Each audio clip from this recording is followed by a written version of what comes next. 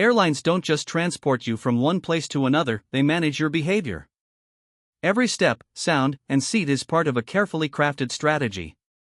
You're nudged, guided, and influenced in ways you barely notice. From the moment you check in to the moment you land, silent systems are shaping your journey. And at the end, you'll learn one subtle rule that even frequent flyers never see coming: the secret eye watching you. You pick your movie, plug in your headphones, and relax. But did you know some planes have tiny cameras embedded in your seatback screen? These were installed for future video chat features that never launched.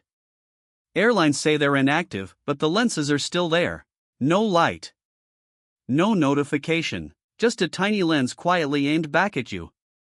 Next time you settle in, glance above the screen. You might not be the only one watching. Not all security lines are equal. Think you're being smart by picking the shortest security line? Think again. Some lanes are deliberately slower. Why? Because airports manage congestion beyond security too. If gates are overcrowded, TSA may slow down certain lines to ease the pressure. They also observe your behavior.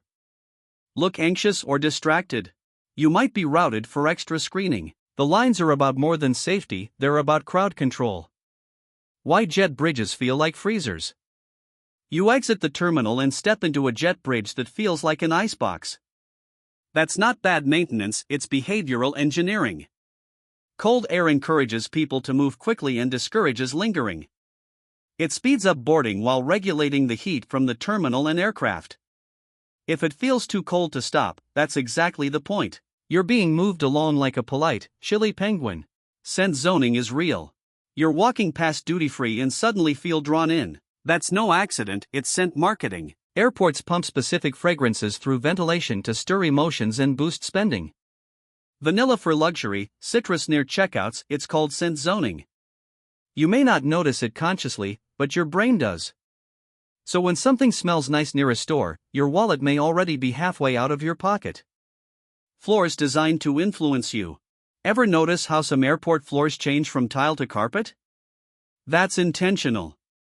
Hard surfaces make you walk faster, while soft carpet slows you down, especially near shops.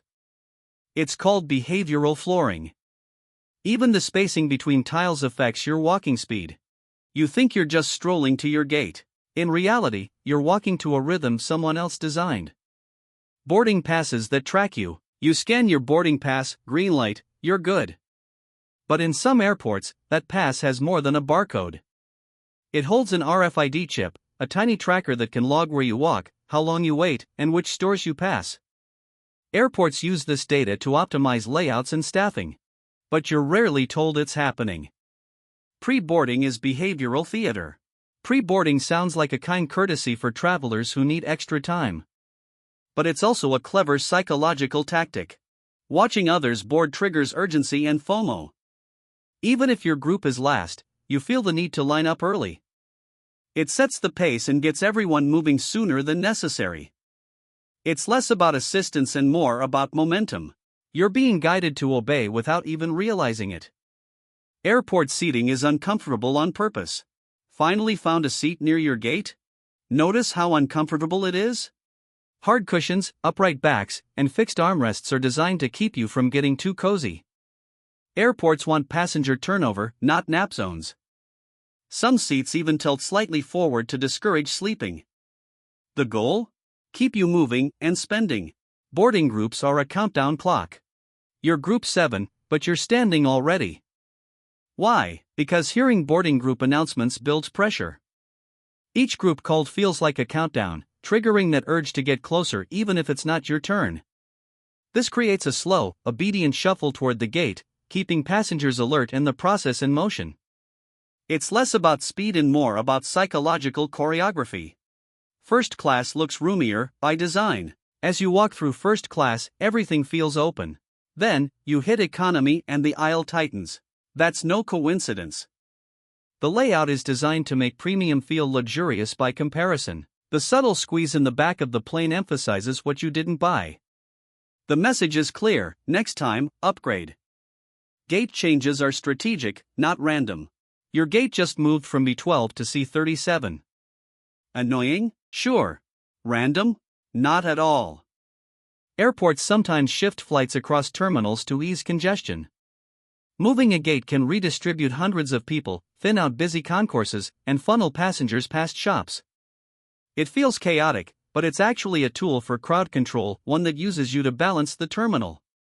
The rule even seasoned flyers miss. Here it is, the one silent rule most travelers never notice. The system works best when you don't realize it's working. Every sound, scent, and shuffle is engineered to keep you calm, moving, and spending without feeling controlled. The less you notice, the more it works. That's the ultimate secret of modern air travel. Now you're flying with your eyes open. From hidden cameras to behavioral floors, from freezing jet bridges to data tracking boarding passes, you now know how deeply your airport experience is managed. These aren't accidents or coincidences. They're psychological strategies designed to guide you through the system without resistance. Now that you see it, you'll never unsee it. And next time you fly, you'll move a little smarter than the crowd.